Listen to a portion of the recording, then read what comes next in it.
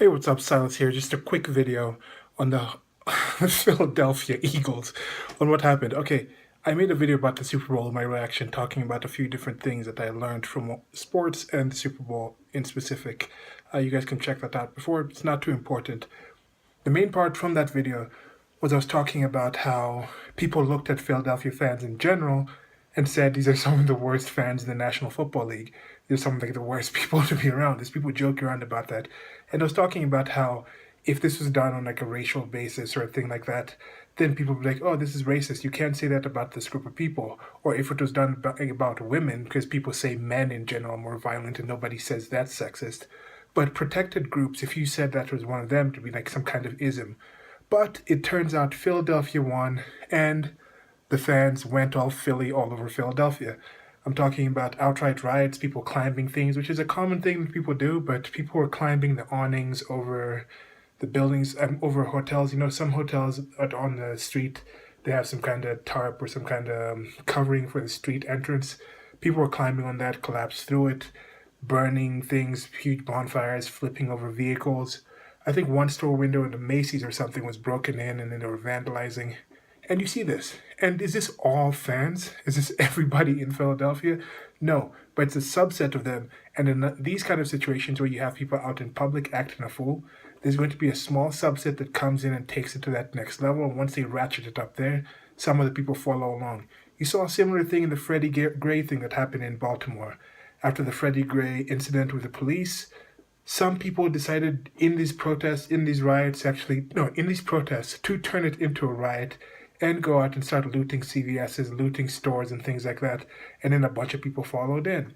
So this happens. A small contingent of the people become chaotic, and that contingent is normally used to indicate that everybody in there, or to just paint everybody with a broad brush.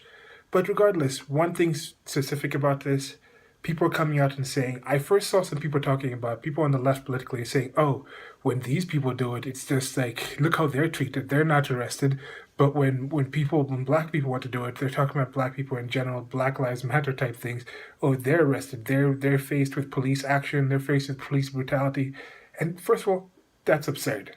Because a riot is a riot, but the intention does matter. What are the people doing? Another one specifically said, oh, when it's white people in Philadelphia Eagles, because the whole of Philadelphia, of course, is white. Because in a city where you have 75% of people with single parents, single mother households, which is ridiculous. 75% single parent, which makes it about 70% single mother households. Philadelphia is not necessarily a low, it's not necessarily a low minority populated city. So it's not like only white people are fans of the Philadelphia Eagles. There's black people out there too in this riot. But they're saying, okay, that's a celebration. But when black people are out in the streets, that's a protest or that's a riot. Because it is. I mean, it's, what's wrong with people? Celebration. It's literally a celebration. What are they doing it for? Why are the Philadelphia Eagles out there? Because they're celebrating something. When the Black Lives Matter people go out, they're not celebrating that another policeman has been shot. I know some of the politicians on top not another policeman has been shot. Actually, I think they might celebrate something like that. But they're not celebrating out there. Black Lives Matter, when they go out, they're normally doing it on reaction from some police incident where a black person has been shot or a black person has been hurt or something like that. So they're coming out and they're not celebrating. If they get in a situation, the Freddie Gray situation, for example, they were not celebrating that Freddie Gray died in police custody. They were protesting that. That was a political issue. It's a different intention. You can't just say the action itself is the same. And you see this. I talked about this in a previous video, the her body, your choice type thing, or their body, your choice, where it gets to a situation where they muddle these terms, where they just focus on certain parts of it when it's convenient for them. And it gets to a situation where, like this, it's a situation where it's like, look, if you get in a situation, you meet up with a girl, you're both sitting there, you decide you like each other, you go back to one of your places, you start kissing, you start making out, you have intercourse, and you leave. They're saying that intercourse itself is the same. If that person all of a sudden decides, I regret doing this, it changes that intercourse into something that's assault. Yet the action itself, if that person doesn't regret it, if that person decides like you end up dating that person, that action itself is now just a regular hookup, a regular thing like that. But if the person regrets, all of a sudden it changes into something. So you see that they have the idea where they can have an action, the same exact action, can change at the drop of a hat by somebody just having some regret, can change what that action was. Yet they can't understand that just because people are out in the streets acting a fool, because that situation in Philadelphia, they're definitely acting a fool. Just because they're out there acting a fool, people are going to call that something else. I mean, people are still arrested. People are still going to get charges. It's just a day after. It's not like this is a repeated thing. It's not like they're going to continue it on. It's not like it's a long series of events from an organized group that's been making political demands. There's differences here. It's not a black-white thing. But yes, of course, these people and some of the people who do celebrate when police are getting shot is definitely some of these race hustlers and the leadership who make money out of this, who make millions out of this, who make a living out of this. They celebrate when this kind of thing happens. They're the ones pushing these narratives. They're the ones who are coming out and saying that, yes, look, this is the same thing. This is a racial thing now.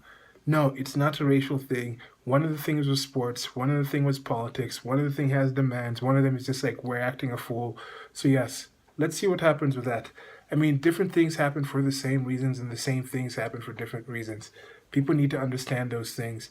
And in this kind of situation, I'm just thinking about like these people whining about this kind of thing where they're saying, oh, Black Lives Matter, they get treated in a different way than this, even though it's a different thing. Look, that's a protest movement.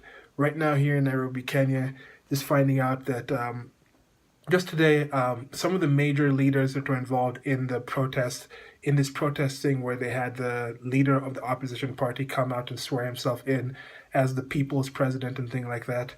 There's been arrests made.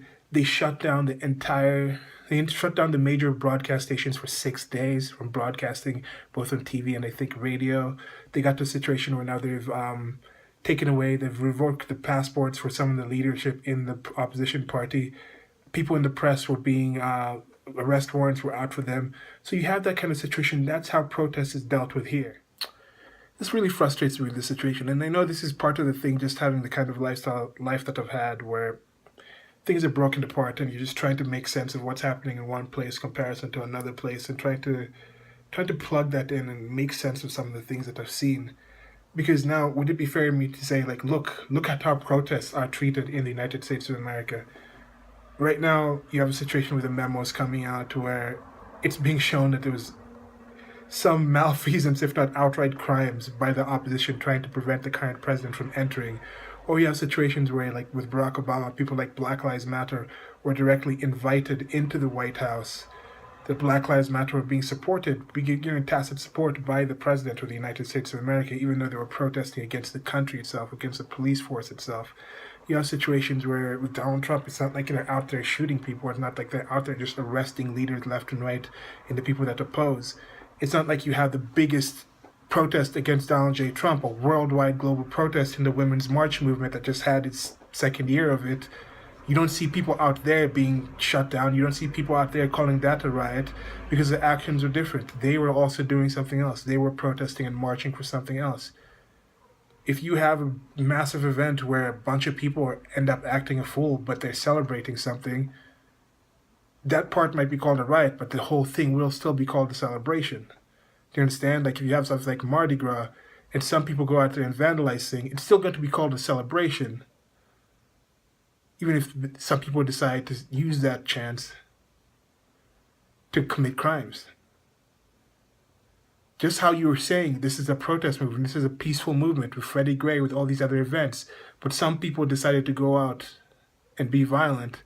And then a lot of people were saying, no, it's not about that. Don't say just because of these people doing that. Don't paint us all with a broad brush and say this is what the movement is. Yet now when it happens to Philadelphia fans, now you're trying to say like, yes, that should be all called a riot. No, just like when you said not all protesters were doing this, not all Black Lives Matter were doing this, not all people in the street in Baltimore were violent. Also in this situation, not all of them were that. Not all of them were white, not all of them were rioters. Most of them were celebrating. But yeah, it's just some frustration in some of these things. Did you guys expect that to happen with the Philadelphia thing? I think a lot of people were just tongue in cheek and just right after they were like, "Yeah, Philadelphia be okay." Like I hope it's still there, and people called it. Yeah, it turned out to be quite a mess. And this is also something. And I did see a lot of the people who were acting a fool out there were white, and it might just be a thing, also just a different thing, where some people look at politics maybe like sports. Maybe they look at their support for a certain thing, like some kind of fandom, some kind of team support thing, where they have that kind of experience. But I don't know where I'm going with that. I'm kind of going to develop that a bit because I'm trying to understand why people actually decide to care about certain things in a certain way. And I'm pretty sure that if you care for one thing enough, then you don't have enough points allocated to care for something else.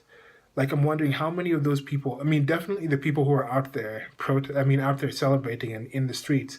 Most of them probably do not care about politics that much, because unless they're also Democrats and they were kind of supporting the whole taking a knee kind of protest movement, or because they said Philadelphia Eagles won the wokest team. But I think if you're big in fandom, you're probably not going to on sports fandom. You probably have a limited amount of points for being a fan of something or being into something, so you're not really allocating that to your political issues.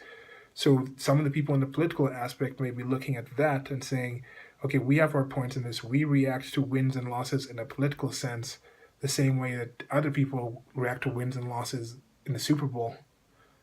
Whereas these are not two of the same things. Or are they? Do you consider to sports and politics to be similar?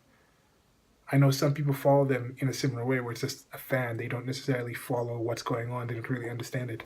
But I think politics has a much bigger effect on people's lives, day-to-day lives, bigger ramifications than sports.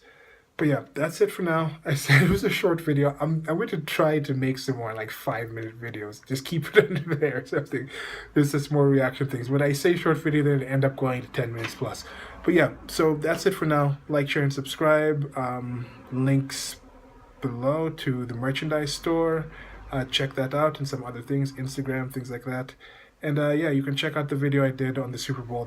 I thought there was a few interesting things I kind of pulled out from what happens in the Super Bowl, the way people make judgments, the way we understand things, the way we support things, etc., etc.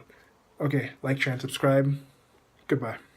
So this is Uhuru Park with Nairobi City Central Business District, the cityscape out in the horizon there, or the background. Well, right behind me where I was standing here was the grandstand where they held that swearing in of Raila Odinga, who's the opposition leader, as the people's president. But going back to this thing I was talking about in this video, with the two things, one of them being called a celebration, and then saying, oh, when it's black people, it's different. Well, look, think about Antifa. Antifa is a domestic terrorist group in the United States of America due to the violent and political violence that they commit. Now, Antifa is about 70% white, at least. From what I've seen, probably higher from the people that I've actually met. So it's not a racial thing.